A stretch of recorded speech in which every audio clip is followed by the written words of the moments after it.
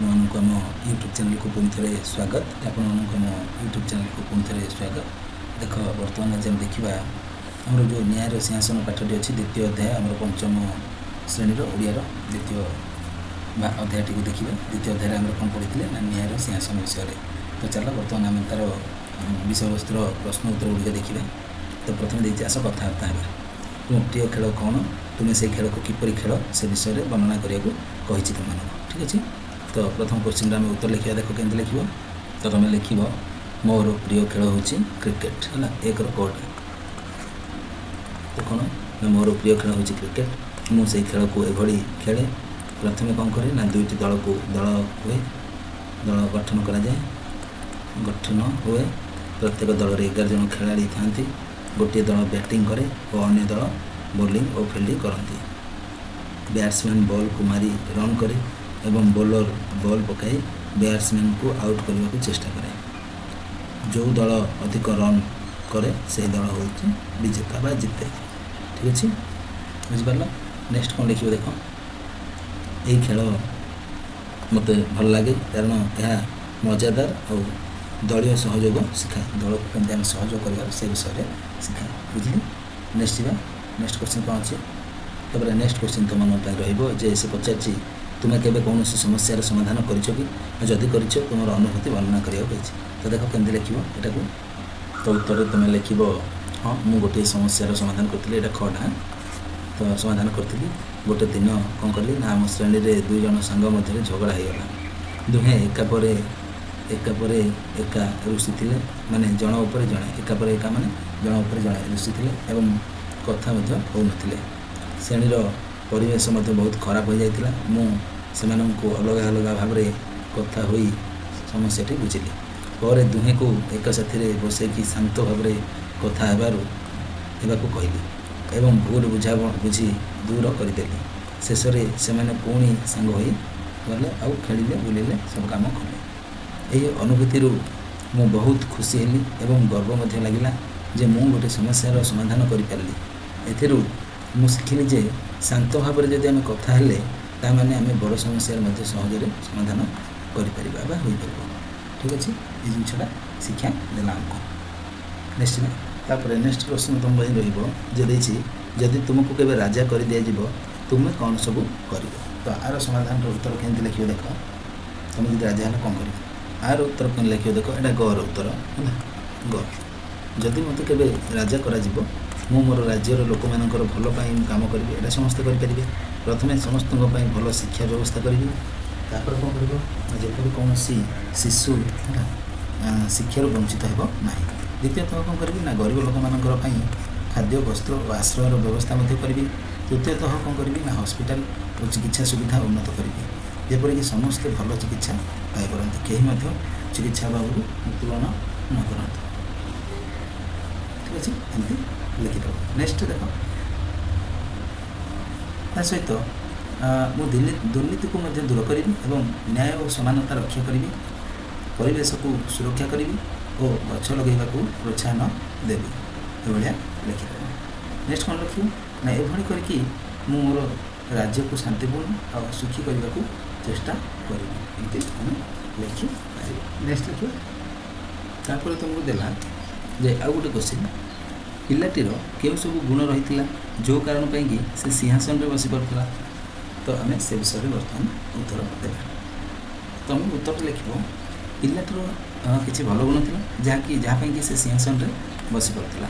ସେ ସତ୍ୟବାଦୀ, ନିଷ୍ଠାବାନ ଥିଲା, ସେ ନ୍ୟାୟପ୍ରିୟ ଥିଲା ଏବଂ ସବୁଠାରୁ ସମାନ ବ୍ୟବହାର କରୁଥିଲା। ସବୁଠାରେ ସମାନ ବ୍ୟବହାର କରୁଥିଲା। ସେ ଦୟାଳୁ ଓ ସହାନୁଭୂତିଶୀଳ ଥିଲା। ଅନ୍ୟମାନଙ୍କର ଦୁଃଖକୁ ବୁଝିପାରୁଥିଲା। ତା ସହିତ ସେ ବୁଦ୍ଧିମାନ ମଧ୍ୟ ଥିଲା ଓ ସାହସୀ ମଧ୍ୟ ଥିଲା, ଯାହାକି ତାକୁ ଠିକ୍ ନିଷ୍ପତ୍ତି ନେବାରେ ତାକୁ ସହାୟତା ବା ସାହାଯ୍ୟ କରୁଥିଲା। ବୁଝିପାରିଲେ। ନେକ୍ସଟ ଦେଖିବ କ'ଣ ନା ନେକ୍ସଟ ଲେଖିବ, ଏହିସବୁ ଭଲ ଗୁଣ ଥିବା ଯୋଗୁଁ ସେ ରାଜା ହେବାକୁ ମଧ୍ୟ ଯୋଗ୍ୟ ହେଇଥିଲା। ବୁଝିପାରିଲେ। ନେକ୍ସଟ ଦେଖ, ନେକ୍ସଟ କ୍ୱେଶ୍ଚିନ୍ ତୁମର କ'ଣ ଅଛି। ତାପରେ ବର୍ତ୍ତମାନ ଆମର ପାଠରୁ ଆସିଲା କ୍ୱେଶ୍ଚିନ୍ ଦେଖ। ସେ କହିଛି, ଆସ ପଢ଼ିବା ଓ ଠିକ୍ ବାକ୍ୟ ନିକଟରେ ଠିକ୍ ଚିହ୍ନ ଦେବା ଏବଂ ଏକାଧିକ ଜାଗାରେ ମଧ୍ୟ ଠିକ୍ ଚିହ୍ନ ରହିପାରିବ। ଦେଖ, ପିଲାଟି ନ୍ୟାୟ ପ୍ରଦାନ କରୁଛି ବୋଲି ରାଜା କେମିତି ଜାଣିଲେ?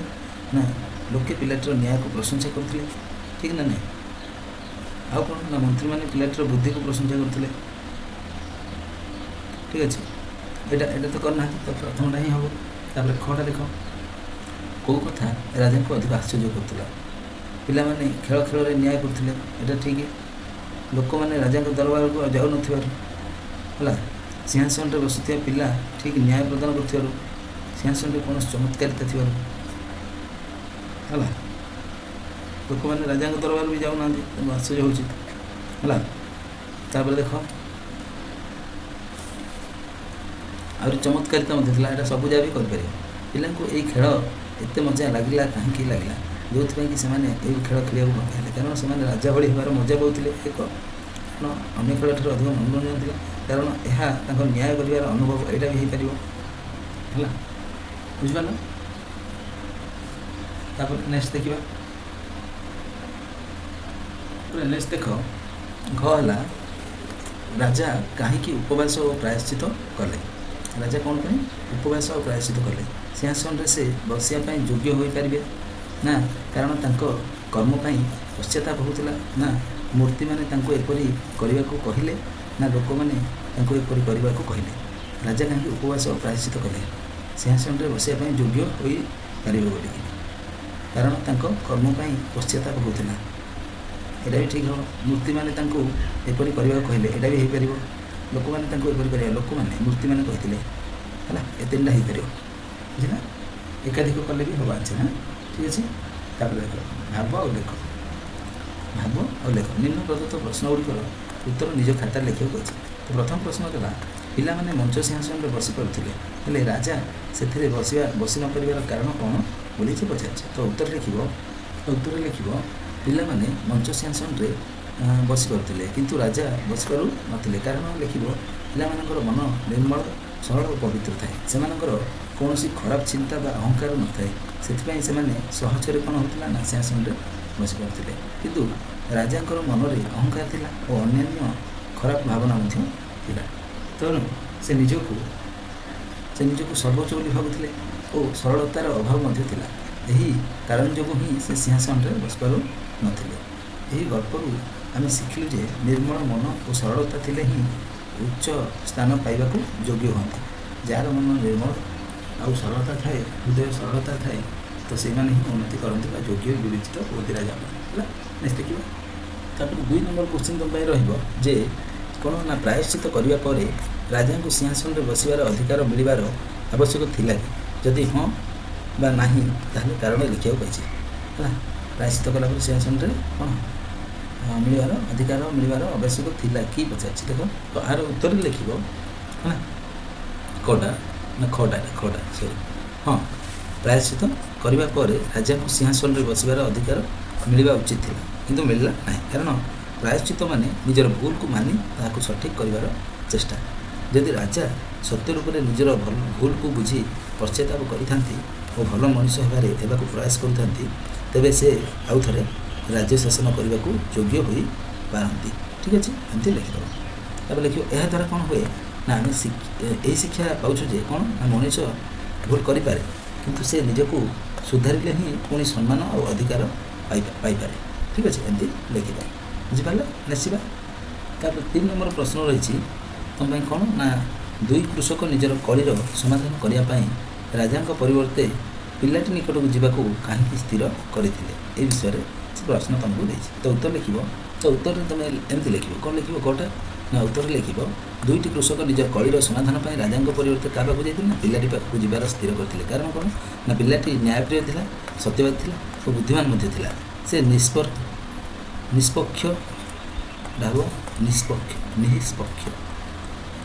ନିଷ୍ପକ୍ଷ ଭାବରେ ନ୍ୟାୟ ପ୍ରଦାନ କରୁଥିଲା ଏବଂ କାହାକୁ ପକ୍ଷପାତ ମଧ୍ୟ କରୁନଥିଲା। ତାଙ୍କର ନ୍ୟାୟ ଉପରେ ଲୋକମାନଙ୍କର ମଧ୍ୟ ଭରସା ଥିଲା।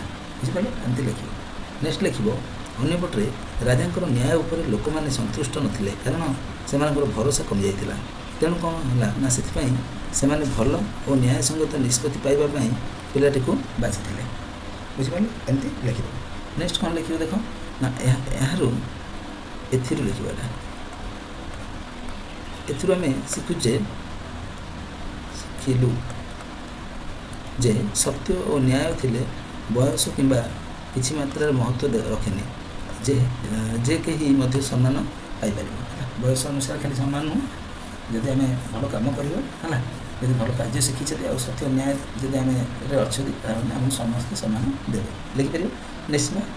ତାପରେ 4 ନମ୍ବର ପ୍ରଶ୍ନ ଥିଲା ତୁମର ହେଲା, 4 ନମ୍ବର ସେଇଟା ସବୁ କ ଖ ଗ ଘ ଦେଇଛି, ସେଇଟା 1 2 କରିବ ହେଲା। ଚତୁର୍ଥ ମୂର୍ତ୍ତି ସିଂହାସନ ସହିତ କାହିଁକି ଆକାଶକୁ ଉଡ଼ିଗଲା? ଚତୁର୍ଥ ମୂର୍ତ୍ତିଟା ଦେଖ କାହିଁକି ଉଡ଼ିଗଲା, ତ ଏଟା ସବୁ କ'ଣ କରିଦେବ, ଏଇଟା 2 କରିଦେବ ହେଲା, 2 ତ ଏଇଟା କରିଦେବ 3, ଏଇଟା 1 ହେଲା, ଏଇଟା 1 କରିଦେବ ହେଲା, 1 2 ତାପରେ ଆଉ କ'ଣ ଅଛି ଦେଖ 2 ଏଇଟା 3 କରିଦେବ ହେଲା, ଏଇଟା 3 ତାପରେ 4 ଉତ୍ତର କ'ଣ ପଚାରିଥିଲା ନା ଚତୁର୍ଥ ମୂର୍ତ୍ତି ବିଷୟରେ ନାଇଁ କି? ତ ଲେଖିବ 4ର ଉତ୍ତର ଚତୁର୍ଥ ମୂର୍ତ୍ତି ସିଂହାସନ ସହିତ ଆକାଶକୁ ଉଡ଼ିଗଲା କାରଣ ରାଜା ସେହି ସିଂହାସନ ପାଇଁ ଯୋଗ୍ୟ ରହିଲେ ନାହିଁ। ସିଂହାସନଟି ପବିତ୍ର ଓ ନ୍ୟାୟପ୍ରିୟ ଲୋକଙ୍କ ପାଇଁ ଥିଲା। ରାଜାଙ୍କର ମନର ଭିତରେ ଅହଙ୍କାର, ଅନ୍ୟାୟ ଓ ଖରାପ ଗୁଣ ସବୁ ଥିବା ଯୋଗୁଁ ସେ ସେଥିରେ ବସିବାକୁ ଯୋଗ୍ୟ ନଥିଲେ। ତେଣୁ କ'ଣ ହେଲା ନା ସେହି ମୂର୍ତ୍ତି ସିଂହାସନକୁ ନେଇକି ଆକାଶକୁ ଉଡ଼ିଗଲା, ଯେପରିକି ସେହି ସିଂହାସନ ଅଯୋଗ୍ୟ ବ୍ୟକ୍ତିଙ୍କ ହାତରେ ନ ପଡ଼େ, ସେଥିପାଇଁ ସେ ସେଟାକୁ ଟେକିକି ନେଇଗଲେ। ବୁଝିଲେ? ତାପରେ କ'ଣ ନା ଏହି ଘଟଣାରୁ ଆମେ କ'ଣ ଶିଖିଲେ ନା ଏହି ଘଟଣାରୁ ଆମେ ଶିଖୁଛେ ଯେ ଉଚ୍ଚ ସ୍ଥାନ ପାଇବା ପାଇଁ ହେଲେ ଭଲ ଗୁଣ ଦରକାର ଆଉ ନ୍ୟାୟପ୍ରିୟତା ମଧ୍ୟ ଦରକାର। ବୁଝିପାରିଲ? ନିଶ୍ଚୟ। ତାପରେ ଆଉ ଗୋଟେ ନମ୍ବର ଦେଇଛି 5 ନମ୍ବର, ଯେ ଏଇ କାହାଣୀର ଆଉ ଏକ ନାଁ ଦିଅ ଯିଏକି ତୁମେ ଏହି ନାଁଟି ନୂଆ ନାଁଟିକୁ କାହିଁକି ବାଛିଲ ତାର ବି କାରଣ ଲେଖିବ। ଦେଖ ଦେବା ଆଉ ଗୋଟେ ନାଁ, ତ ଏଇଟା ଆମେ ଲେଖିବା ଏହି କାହାଣୀର ଆଉ ଏକ ନାଁ ହେଉଛି ନ୍ୟାୟପ୍ରିୟ ପିଲା ହେଲା। ମୁଁ ଏହି ନାଁଟି ବାଛିଲି କାରଣ କାହାଣୀରେ ପିଲାଟିର ନ୍ୟାୟପ୍ରିୟତା, ସତ୍ୟବାଦିତା ଓ ବୁଦ୍ଧିମତ୍ତା ମୁଖ୍ୟ ଭାବରେ ପ୍ରକାଶ ପାଇଛି। ସେ ବୟସରେ ଛୋଟ ହେଲେ ମଧ୍ୟ ସେ ସଠିକ୍ ନ୍ୟାୟ କରିପାରୁଥିଲା ଓ ସମସ୍ତଙ୍କର ଭରସା ମଧ୍ୟ ଜିତି ପାରୁଥିଲା। ଏମିତି ଲେଖିଦେବ। ନେକ୍ସଟ, ତେଣୁ କାହାଣୀର ମୁଖ୍ୟ ଭାବନାକୁ ଧ୍ୟାନରେ ରଖିକି ନ୍ୟାୟପ୍ରିୟ ପିଲା ନାମଟି ମଧ୍ୟ ଉଚିତ ଲାଗୁଛି। ବୁଝିପାରିଲ? ଏମିତି ଲେଖିବ ନିଶ୍ଚିତ। ତାପରେ ନେକ୍ସଟ ପ୍ରଶ୍ନ କ'ଣ ପାଇଁ ରହିବ, 1 ନମ୍ବରର ଅନୁମାନ ଓ କଳ୍ପନା କରିକି କହିବା। କାହାଣୀର ପୁତଳିକା ଗୁଡ଼ିକ ଉଡ଼ି ଯାଉଛନ୍ତି, ଠିକ୍ ନା ନାହିଁ?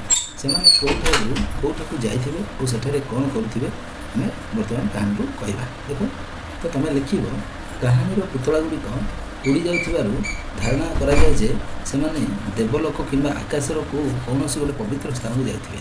ସେଠାରେ ସେମାନେ ନ୍ୟାୟ, ସତ୍ୟ ଓ ଧର୍ମର ରକ୍ଷା କରୁଥିବେ ଏବଂ ଭଲ ଓ ଯୋଗ୍ୟ ମଣିଷମାନଙ୍କୁ ପ୍ରେରଣା ଦେଉଥିବେ। ସେମାନେ ଅଯୋଗ୍ୟ ଓ ଅନ୍ୟାୟପ୍ରିୟ ଲୋକକୁ ସତର୍କ କରୁଥିବେ ଯେ ଭଲ ପଥରେ ଯିବା ପାଇଁ। ବୁଝିପାରିଲ? ନେକ୍ସଟ ଲେଖିବ ଏହା ଏକ କଳ୍ପନାମୂଳକ ଧାରଣା ଯାହାକି ଆମକୁ ଶିଖାଏ ଯେ ସତ୍ୟ ଓ ନ୍ୟାୟ ସଦାସର୍ବଦା ଉଚ୍ଚ ସ୍ଥାନରେ ରହେ ଓ ଆମକୁ ଭଲ କାମ କରିବାକୁ ମଧ୍ୟ ପ୍ରେରଣା ଦେଇଥାଏ। ଲେଖିବ। ବୁଝିଗଲ? ନିଶ୍ଚିତ।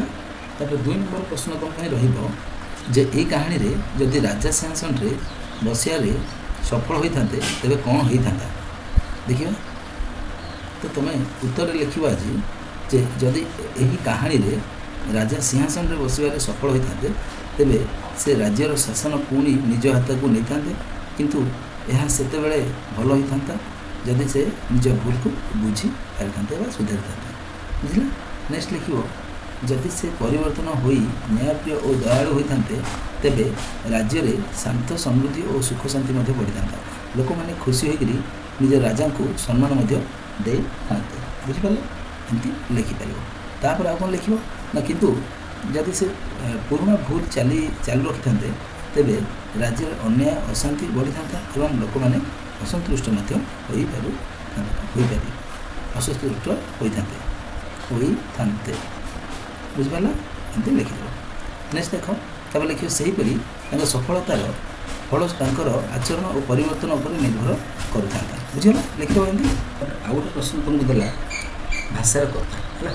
ଆର ପ୍ରଶ୍ନ ତ ଦେଖିବା, ନିମ୍ନଲିଖିତ ବାକ୍ୟ ଗୁଡ଼ିକୁ ଧ୍ୟାନ ଦେଇକି ପଢ଼ିବାକୁ ଅଛି ହେଲା, ପଢ଼ିପାରିବ ହେଲା। ତେବେ ତ ବଡ଼ ଆଶ୍ଚର୍ଯ୍ୟ କଥା, ଯାହା ବି ହଉ ଏହି ମଞ୍ଚରେ ସିଂହାସନର କିଛି ଚମତ୍କାରିତା ଅଛି, ମୁଁ ହେଲା ଏହାର ଯାଞ୍ଚ କରିବି ହେଲା। ଉପରେ ଲିଖିତ ବାକ୍ୟ ପଢ଼ିବା ସମୟରେ କିଛି ଅସୁବିଧା ହେଉଥିବ, ଏବେ ଆଉ ଥରେ କ'ଣ କରିବା, ସେ ବାକ୍ୟକୁ ପଢ଼ିବା। ତେବେ ଏହା ତ ବଡ଼ ଆଶ୍ଚର୍ଯ୍ୟ କଥା ଯାହା ବି ହଉ ଏହି ମଞ୍ଚାସନରେ କିଛି ଚମତ୍କାରିତା ଅଛି। ମୁଁ ମାନେ ସେ ଦେଖ ଏହି ଯେଉଁ ଦୁଇଟା ବାକ୍ୟ ଦେଇଥିଲା ଏ ଉପରୋକ୍ତ ବାକ୍ୟ ଗୁଡ଼ିକୁ ପଢ଼ିବା ପରେ ପୂର୍ବଥର ପରି କୌଣସି ଅସୁବିଧା ହେଲାନି ସେକେଣ୍ଡଟାରେ ହେଲା। ପ୍ରଥମଟାରୁ ସେକେଣ୍ଡଟାରେ ଅସୁବିଧା ହେଲା। ବାକ୍ୟ ଗୁଡ଼ିକର ଭାବ ଓ ଅର୍ଥ ମଧ୍ୟ ବୁଝା ପଡ଼ିଲା। ଏହାର କାରଣ ହେଲା ବାକ୍ୟରେ କିଛି ବିଶେଷ ଚିହ୍ନ ରହିଲା, ଯେପରିକି ହେଲା ଉଦ୍ଧୃତ ଚିହ୍ନ ଏଟା ହେଲା, ଏଟା କମା, ଏଟା ହେଲା ଆଶ୍ଚର୍ଯ୍ୟବାଚକ, ଏଟା ପୂର୍ଣ୍ଣଚ୍ଛେଦ ପ୍ରୟୋଗ କରାଯାଇଥିଲା। ଏହି ପ୍ରକାର ଚିହ୍ନକୁ ବିରାମ ଚିହ୍ନ ବୋଲି କୁହାଯାଏ। ଏ ଯେଉଁ ଚିହ୍ନ ଯାହା ଦେଖିଲ ଏ ଚିହ୍ନ ଯାହା ହେଉଛି ବିରାମ ଚିହ୍ନ, ବୁଝିଗଲା। ତଳେ ଦିଆଯାଇଥିବା ବାକ୍ୟ ଗୁଡ଼ିକରେ ବିରାମ ଚିହ୍ନ ବସେଇକରି ଆଉ ଥରେ ଲେଖିବାକୁ କହିଛି ସିଏ। ତ ଦେଖ କେମିତି ଲେଖିବ ମୁଁ କହିଦେଉଛି ତୁମକୁ। ଦେଖ ବର୍ତ୍ତମାନ ଆମେ କମା ଦେଇକି ଲେଖିଦେବା, ଏଠି ଲେଖିଦେବା ହେଲା।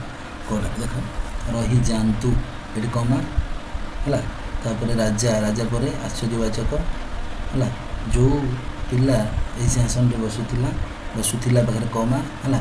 ତାପରେ ସେଇ ଅତ୍ୟନ୍ତ ସରଳ ହେଲା, ସରଳ ପାଖରେ କମା। ନିଷ୍ପାପ ଥିଲା ପରେ ପୂର୍ଣ୍ଣଚ୍ଛେଦ ଏଠି ପୂର୍ଣ୍ଣଚ୍ଛେଦ ହେବ ହେଲା। ତାପରେ ତା ମନ କଳୁଷିତ ନଥିଲା ପାଖରେ ପୂର୍ଣ୍ଣଚ୍ଛେଦ ହେଲା। ତାପରେ ଲେଖିବ ତୁମେ ଯଦି ନିଜକୁ ଏଭଳି ଯୋଗ୍ୟ ମନେ କରୁଛ ହେଲା, ପାଖରେ କମା, ତେବେ ଏହି ସିଂହାସନରେ ବସିପାର, ପୂର୍ଣ୍ଣଚ୍ଛେଦ ହେଲା। ସେମିତି ଖର ଦେଖିବା, ଖର ଦେଖ ଯଦି ଗୋଟିଏ ସାମାନ୍ୟ ପିଲା ଏହି ସିଂହାସନରେ ବସିପାରୁଛି କମା, ତେବେ ମୁଁ ରାଜା ହୋଇ କମା ପୁଣି ଧନ୍ୟବାଦ ହେଲା, ଧନବାନ ବଳବାନ ହେଲା ଓ ବୁଦ୍ଧିମାନ, ଏଠି କମା ରହିବନି, ବଳବାନ ଓ ବୁଦ୍ଧିମାନ ଭାବେ ହେଲା, ପାଖରେ କମା ଏହି ସିଂହାସନରେ ବସିବାକୁ ତ ଅଧିକ ଯୋଗ୍ୟ, ପୂର୍ଣ୍ଣଚ୍ଛେଦ, ବୁଝିଗଲା। ଏମିତି ଦେଇକି ଲେଖିଦେବ, ବୁଝିପାରିଲ। ନେକ୍ସଟ ଯିବା, ତମର ନେକ୍ସଟ 2 ନମ୍ବରକୁ ଯିବା। ତୃତୀୟ ପୁତଳିକା ମଧ୍ୟ ଉଡ଼ିଗଲା। ଏହି ବାକ୍ୟକୁ ଆଧାର କରିକି ନିମ୍ନ ପ୍ରଶ୍ନର ଉତ୍ତର ଶିକ୍ଷକଙ୍କ ସହାୟତାରେ ଲେଖ। ଏହି ବାକ୍ୟରେ ବିଶେଷ୍ୟ ପଦ କେଉଁଠି ବୋଲି ସେ ପଚାରିଛି। ଦେଖିବା ଆଉ ଗୋଟେ ପ୍ରଶ୍ନ ଦେଲା, ଏଥିରେ କେଉଁ ଶବ୍ଦଟି ବିଶେଷ ପଦର ବିଶେଷଣ ଭାବରେ ବ୍ୟବହୃତ ହୁଏ ସେଇଟା ଲେଖ ବୋଲି କହିଛି। ଲେଖିବା ପଚାରିଛି ତୁମକୁ ବିଶେଷ୍ୟ, ଏହି ବାକ୍ୟରେ ବିଶେଷ୍ୟ ପଦ କେଉଁଟା? ବିଶେଷ୍ୟ ପଦ ହେଲା ତୁମର ପୁତଳିକା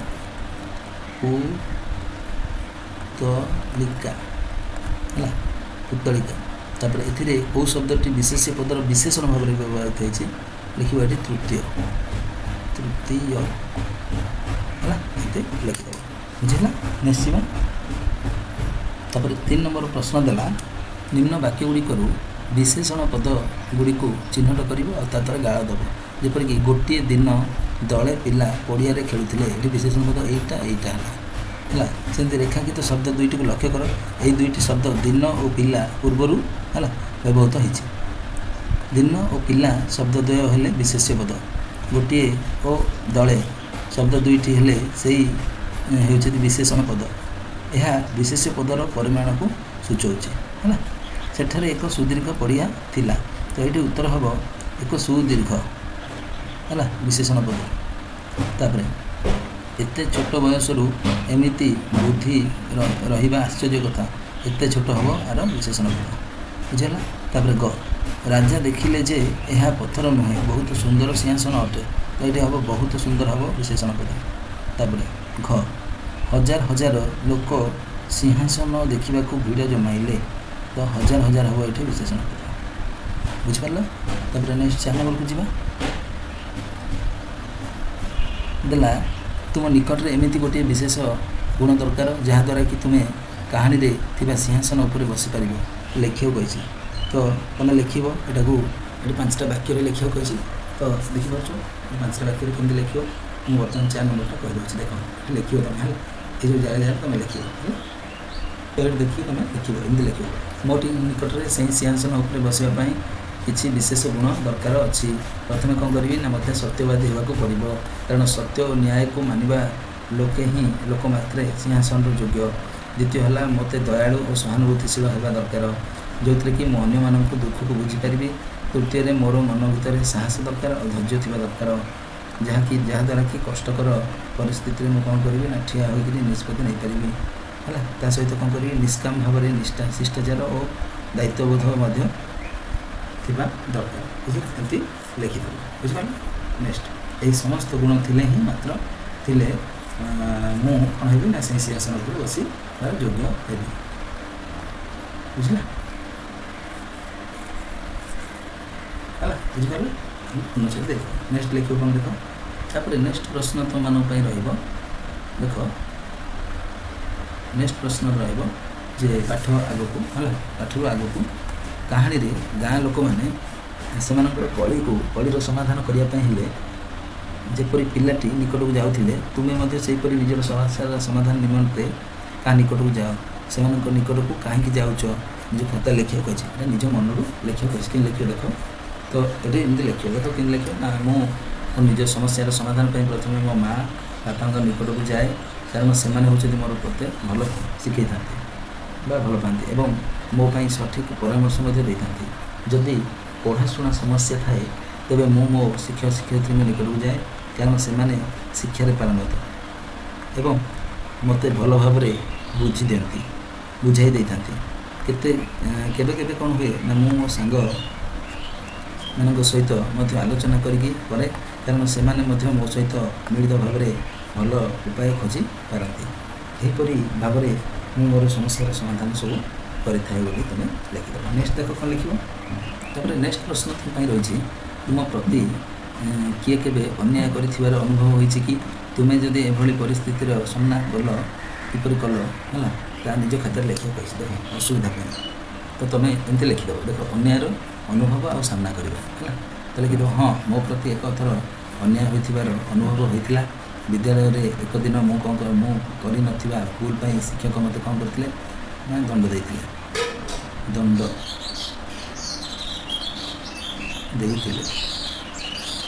ଦେଖିଦେବ ତାପରେ ସେତେବେଳେ ମୋତେ ବହୁତ ଖରାପ ଲାଗିଥିଲା କିନ୍ତୁ ମୁଁ ଶାନ୍ତ ରହିକରି ସଠିକ୍ ସମୟରେ ଶିକ୍ଷକଙ୍କୁ ସତ୍ୟ କଥା କହିଲି ପରେ ଶିକ୍ଷକ ମୋତେ ମୋର କଥା ବୁଝିକି ମୋତେ ମାଫ କଲେ ବା କ୍ଷମା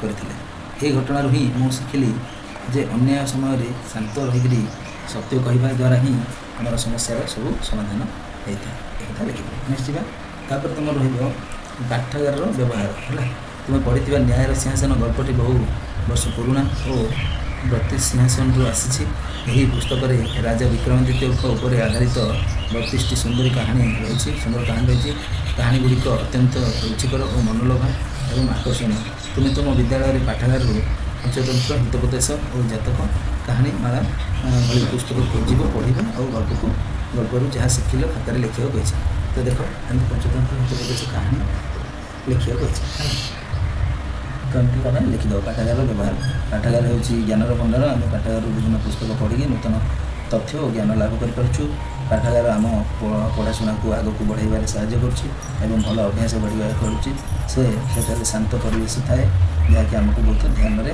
ଯଦି ପଢ଼ିବାରେ ସାହାଯ୍ୟ କରେ ତେଣୁ ଆମେ ସମୟରେ ପାଠାଗାରକୁ ଯାଇ ପୁସ୍ତକ ପଢ଼ିବା ତାପରେ ତୁମକୁ ଦେଇଛି ଆସ ପଛରେ ଲେଖିବ ସିଂହାସନ ଏକ ସ୍ୱତନ୍ତ୍ର ଆସ୍ଥାନ ଏଥିରେ ରାଜା ମହାରାଜାମାନେ ଉପବେଶନ କରନ୍ତି ଅନେକ କାରୁକାର୍ଯ୍ୟ ସହିତ ବିଶେଷ ମୂଲ୍ୟବାନ ପଦାର୍ଥ ବ୍ୟବହାର କରି ସିଂହାସନ ତିଆରି ହୋଇଥାଏ ଠିକ୍ ସେହିଭଳି ଆହୁରି ଆମ ଦୈନନ୍ଦିନ ଜୀବନରେ ରହିବା ପାଇଁ ବସିବା ପାଇଁ ଅନେକ ବସ୍ତୁ ବ୍ୟବହାର ହେଉଛି ସେଗୁଡ଼ିକୁ ଖୋଜିବା ଆଉ ସେଗୁଡ଼ିକୁ ବର୍ଣ୍ଣନା କରିବା ଓ ସେଗୁଡ଼ିକ ନାଁ ଲେଖିବାକୁ କହିଛି ହେଲା ବ୍ୟବହାର ଜିନିଷ ନାଁ ଲେଖିବ ଦେଖ ତ ଏଭଳିଆ ଜିନିଷ ସବୁ ଦେଖ ସପ ଏହା ଘାସ ବାଉଁଶ କିମ୍ବା ପ୍ଲାଷ୍ଟିକରେ ତିଆରି ହୋଇଥାଏ ଏହାକୁ ଭୂମି ଉପରେ ପକାଇକି ଆମେ ବସିବା ବ୍ୟବହାର କରୁଛୁ ସପ ଜାଣିଛୁ ସମସ୍ତେ ତାପରେ ଦରି ପିଲାମାନେ ଯେଉଁ ସ୍କୁଲରେ ବସନ୍ତି ହେଲା ଏହା ମୋଟା କପଡ଼ା ବା ସୂତାରେ ତିଆରି ହୋଇଥାଏ ଏହା ବିଭିନ୍ନ କାର୍ଯ୍ୟକ୍ରମ ଓ ଉତ୍ସବମାନଙ୍କରେ ମଧ୍ୟ ବ୍ୟବହାର ହୋଇଥାଏ ବା ହାତରେ ଯାଉଥାଏ ମାଡ଼ୁଆ କ'ଣ ଏହା ଏକ ବାଉଁଶ କାଠି କିମ୍ବା ବେତରେ ତିଆରି ହୋଇଥାଏ ଏହା ଉପରେ ବସିବା ପାଇଁ ବ୍ୟବହାର କରାଯାଏ ମାଡ଼ୁଆ ବା ମୁଠା ହେଲା ବା ପିଢ଼ା ବି କହିପାରିବ ହେଲା ପିଢ଼ା ଏବଂ ଲେଖିବ ପିଢ଼ା ହେଲା ତାପରେ ଲେଖିବ ଖଟିଆ କ'ଣ ନା ଖଟିଆ ବା ଖଟ ହେଲା ଖଟ ଯୋଉଟା କହୁଛ ନା ଏହା କାଠ ଓ ଦଉଡ଼ିରେ ତିଆରି ହୋଇଥାଏ ଏହା ଶୋଇବା ପାଇଁ ବା ବସିବା ପାଇଁ ବ୍ୟବହାର କରାଯାଏ ବା ପଲଙ୍କ ଯୋଉଟା କହୁଛ ହେଲା ତାପରେ ହେବ ପିଢ଼ା ଏହା ଏକ କାଠରେ ତିଆରି ପିଢ଼ା ଖାଇବା ସମୟରେ ବା ପୂଜା ସମୟରେ ମଧ୍ୟ ଏହାକୁ ବ୍ୟବହାର କରାଯାଏ ତାପରେ ପଟି ଏହା ଖଜୁରୀ ପତ୍ର କିମ୍ବା କାଉଁରୀ କାଠରେ ତିଆରି ହୋଇଥାଏ ଏହାକୁ ଭୂମିରେ ପକାଇକରି ଶୋଇବା ବା ବସିବା କାର୍ଯ୍ୟ କରାଯାଏ ହେଲା ପଟି ବା ମସିନା ଯୋଉଟା ଜାଣିଛ ସମସ୍ତେ ହେଲା ତାପରେ ନେକ୍ସଟ ଦେଖ ନେକ୍ସଟ ତୁମକୁ ଦେଇଛି କ'ଣ ନା ବର୍ଣ୍ଣନା ହେଲା ବସ୍ତୁ ବର୍ଣ୍ଣନା ଆମ ଅଞ୍ଚଳରେ ଏହାର ନାଁ ହେଲା ଏଇଟା ହେଲା ମସିଣା ବା ପଟି କୁହାଯାଏ ଆମର ହେଲା ଘାସ ବାଉଁଶ କିମ୍ବା ପ୍ଲାଷ୍ଟିକରେ ତିଆରି ଏହା ଏକ ମୋଟା କପଡ଼ା ବା ସୂତାରେ ତିଆରି ଏହାର ବିଭିନ୍ନ କାର୍ଯ୍ୟକ୍ରମ ଉତ୍ସମାନଙ୍କର ଏଇଟା ହେଲା ଦରି ହେଲା ଦରି ହେଲା। ତାପରେ ଦେଖ ଏଇଟା ମାଞ୍ଚିଆ ଏଇଟା କ'ଣ ପାଇଁ ବ୍ୟବହାର ହୁଏ ନା ବସିବା ପାଇଁ, କ'ଣ ପାଇଁ ବସିବା ପାଇଁ ବ୍ୟବହାର। ଲେଖିଦେଉଛି ଫାଷ୍ଟ ହେଲା। ତ ଏଭଳିଆ ଭାବରେ ତୁମେ ସବୁ ଯାହା ଲେଖିଦେବ ହେଲା। ଦରି ଏଇଟା ଦରି ଆମର ଦରିଆ କହୁଛନ୍ତି ହେଲା। ଏହା ମୋଟା କପଡ଼ା ସୂତାରେ ତିଆରି ହେଲା। ଏଇଟା କ'ଣ ପାଇଁ ନା ବସିବା ପାଇଁ ବ୍ୟବହାର ହୁଏ ହେଲା।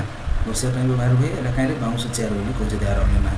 ସେମିତି ଏଇଟା ଖଟିଆଟା କ'ଣ ଶୋଇବା ପାଇଁ ବ୍ୟବହାର ହୁଏ। ଏଇଟା କାହିଁରେ ତିଆରି, ଏହା ତିଆରିଟା ଲେଖିବ ହେଲା। ପିଲାମାନେ ତିଆରିଟା ଲେଖିଦେବ।